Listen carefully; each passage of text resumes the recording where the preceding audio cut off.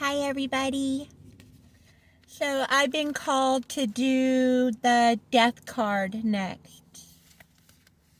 Okay. The Egyptian mythology, Nut is the star goddess of infinite space.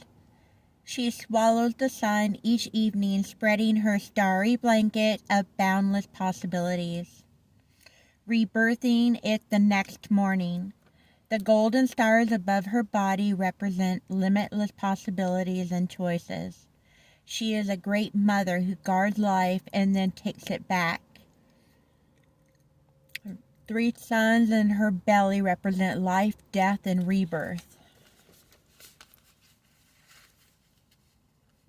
3 suns in her belly.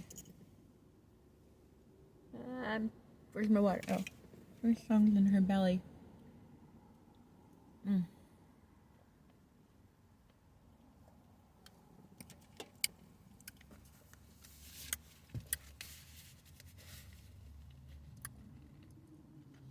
The first sun in the setting sun, which she takes into the darkness of her belly, death. The second sun in the seed of a new life, gesturing, which is then birthed into a new day, rebirth, the third sun. Nuit creates a starry portal with the phoenix. And I would hope by now, if you have gotten to my videos, you've already become the phoenix rising.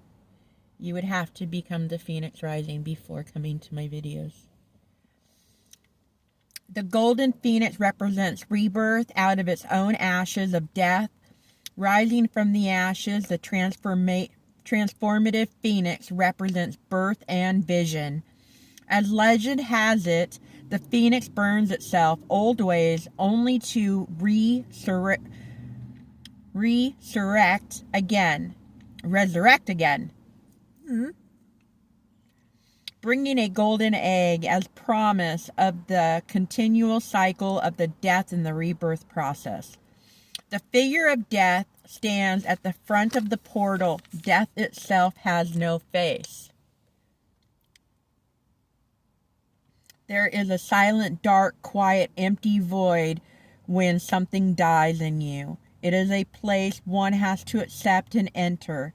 Death wears the gray robe of wisdom that is clasped with a white rose of purity, truth, and desire.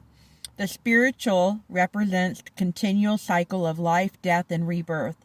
Death holds the golden egg of rebirth from the phoenix in its skeleton hand, representing new life awaiting. The butterfly flies into the dark, empty space to transform the dark void into light.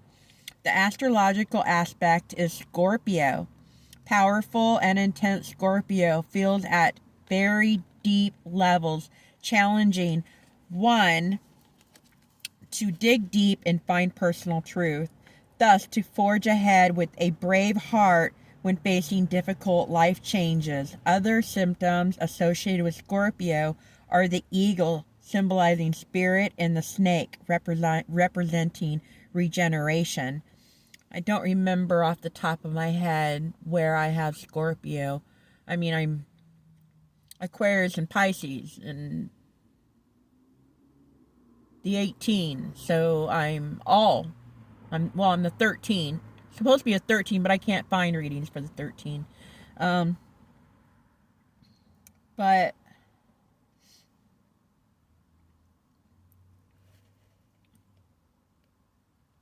Scorpio was in my North Node.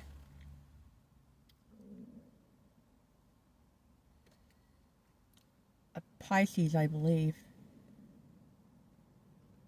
Yeah. Anyway, or is. Is. Doesn't matter. Thus, to forge ahead with a brave heart when facing difficult life changes. Other symbols associated with the Scorpio are the eagle, symbolizing spirit, and the snake, representing regeneration. Scorpio's keys are I desire. Death represents change and letting go, but also transformation, renewal, and promise of rebirth. There is no death without some sort of rebirth. The death key's number is 13, though by some as an unlucky number, but I prefer to think of it as a challenging number and one of transformation and resurrection. I absolutely agree. When some view this card, they think immediately of a physical death. In the tarot, the death card can symbolize the death of one's ego, the ending of a project, relationship, pattern, or some emotional or physical existence. A part of you or something in your life is dying. Change is at hand and it is out of your control. Now,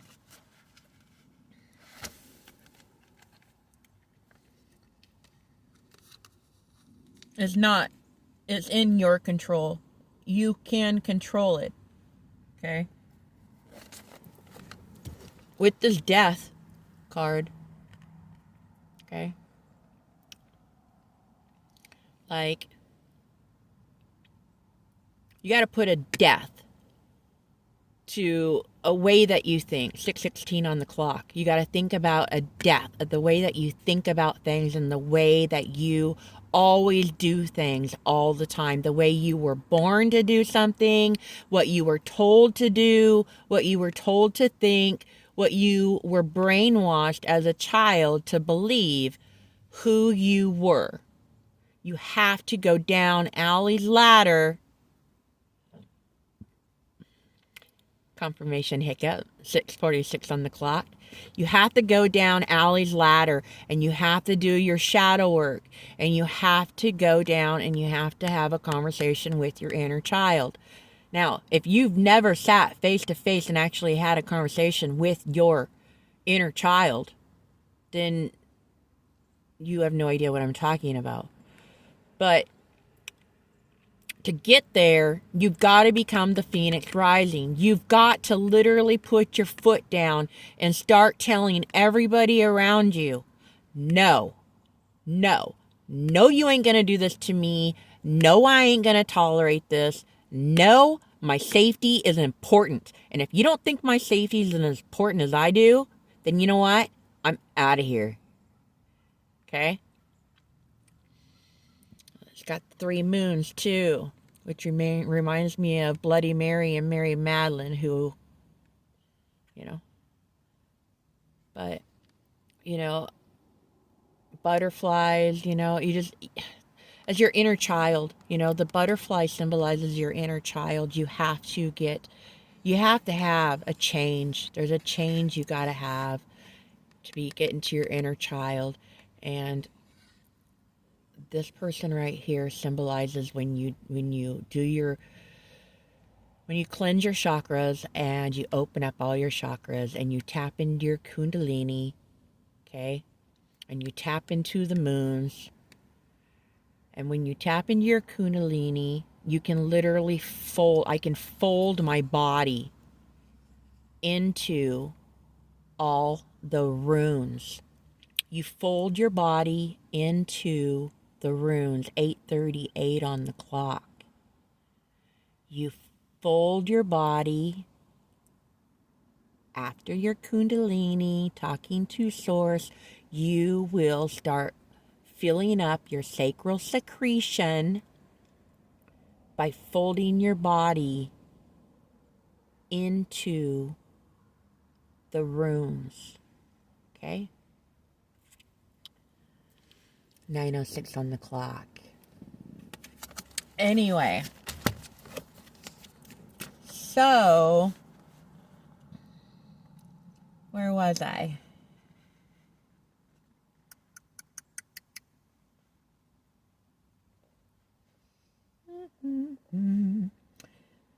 It is impending. Resistance brings fear and dread. Not wanting to feel the pain and sadness. Strangely, the death key is your ally, reminding you of the ever-changing cycle of life. The experience of death and rebirth are constantly occurring around us, transforming the present into new days, seasons, lives, and paths. Death brings completing with the opportunity of restart and renewal. The death key promises if you release what you cling to so dearly, it will transform the dark unknown into the light of the bigger picture and perspective. As a cycle in your life comes to an end, a seed of something else is in the offering. Death of any sort is a fearful experience. Shamanic